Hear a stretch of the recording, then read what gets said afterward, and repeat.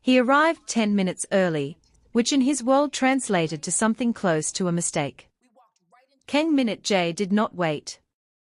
Not for people, not for opportunities, and certainly not for something as unpredictable as a blind date. Time, in his life, was something he controlled, scheduled, optimized, and never wasted. Deals closed when he decided they would. People adjusted to him, not the other way around. Yet here he was, seated at a quiet corner table in one of the most expensive restaurants in the city, fingers resting lightly against a glass of untouched whiskey, his gaze fixed on the entrance like it mattered. It didn't. At least, that's what he told himself. The restaurant glowed with soft golden lighting, polished marble floors reflecting dim chandeliers above. Conversations floated gently through the air, refined and distant, like everything else in this place. Waiters moved with precision, serving guests who looked like they belonged to the same world he dominated. Min-jae barely noticed any of it. His attention was elsewhere. Always alert. Always calculating. He checked his watch, not because he cared about the time, but because stillness made him restless. A blind date. Even the phrase felt foreign. His assistant had insisted, almost annoyingly persistent. You don't have to like her, she had said. Just show up. That's all. So he did. And now he waited. The glass doors at the entrance slid open. A couple walked in, laughing quietly. He dismissed them instantly.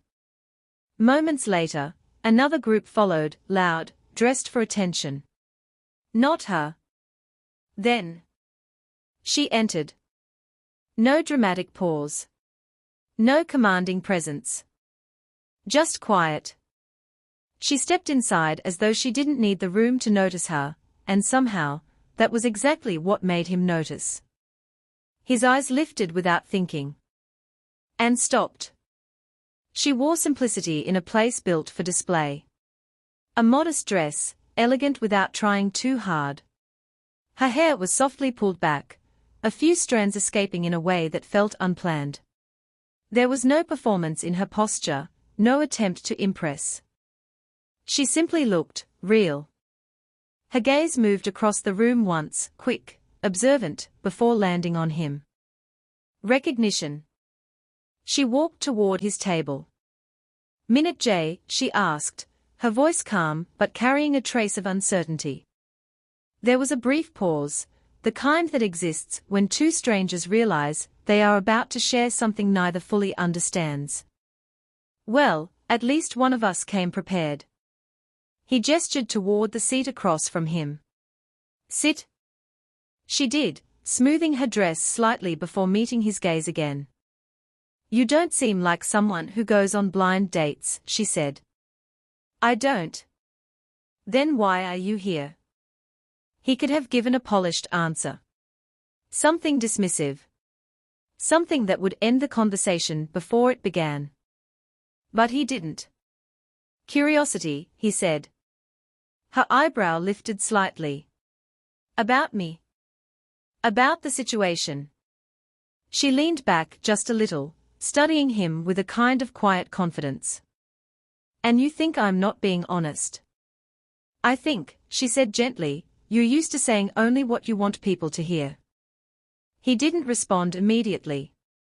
Instead, he picked up his glass and took a slow sip, his eyes never leaving hers. And what do you hear? He asked. She didn't rush to answer. The waiter approached, breaking the moment. Orders were taken, she chose something simple, something practical. He ordered without even glancing at the menu.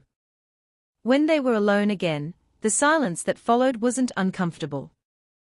It was, aware. You're guarded, Amara said finally. That's not an observation, he replied. That's an assumption. It's both, she said. You're not afraid of people. You're just used to them wanting something from you. His fingers paused briefly against the glass. And you, he asked. What do you want? She held his gaze, steady and unflinching. Right now, she said. Just a decent conversation. Something about that answer lingered longer than it should have. Min-jae leaned back slightly, studying her again, but this time, with more attention than before. You're not nervous, he said. I am, she admitted. I'm just not letting it control me. That's rare. So I've been told. A faint shift passed through his expression, almost a smile, but not quite. The conversation moved forward from there. Slowly at first, like testing unfamiliar ground. But then something changed. Amara spoke about her work, community projects, rebuilding small systems, helping people in ways that didn't attract headlines. She didn't dramatize it. Didn't try to impress him. She simply spoke. And he listened. Not out of politeness. Out of interest. And you, she asked after a while. What do you actually do? Business. She laughed softly. That's vague. He tilted his head slightly. You don't seem impressed. Should I be? Most people are. Most people don't know you, she replied calmly. That caught him off guard, just enough to notice. And you do? He asked. Not yet, she said. But I'd rather find out for myself than rely on whatever reputation you have. He studied her in silence for a moment. There was no fear in her. No calculation. No attempt to gain anything from him. And that was new. For someone who just met me, he said, you're very direct. For someone who rarely gets challenged, she replied, you're handling it well. This time, he did smile. Slightly. Barely visible. But real. And that was when something shifted. Not in the room. Not in the conversation. In him. For the first time since he arrived, Kang Min-jae stopped thinking about leaving. He stopped checking the time. He stopped treating the moment like something temporary. Instead, he stayed. Present. Engaged. Curious.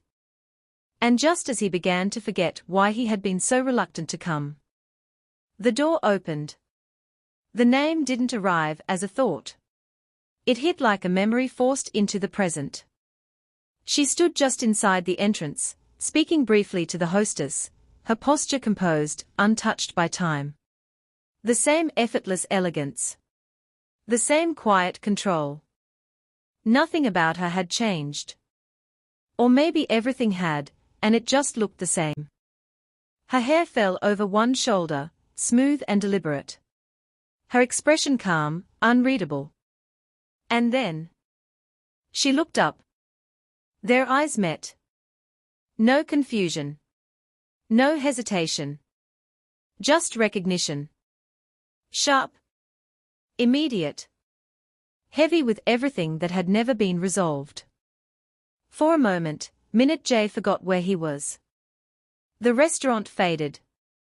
The soft music, the low voices, the polished world he controlled, it all dissolved into something distant. Because across the room stood the one person who had once stepped outside his control. And never came back. Min-jae. Amara's voice brushed the edge of his awareness. But he didn't respond. Because Sora had started walking. Each step measured. Controlled. Unhurried. The same way she always moved, like nothing could rush her, nothing could shake her. And that was what used to frustrate him the most. That calm. That certainty. That ability to stand in the middle of everything, and remain untouched. Amara watched him now, really watched him. The stillness. The shift in his breathing. The way his fingers tightened slightly around the glass without him realizing. She followed his gaze. And then she saw her. Sora stopped at their table. Close enough to be undeniable. Silence fell. Well, Sora said, her voice smooth and steady, this is unexpected. Min-jae stood slowly. Sora. Her name felt unfamiliar on his tongue, not forgotten, just distant. Amara looked between them. You know each other, she said. It wasn't a question. Yes, he replied. Sora's gaze moved to Amara, sharp and observant, taking in everything in a single glance. And you are? Amara, she said calmly. His date. A pause.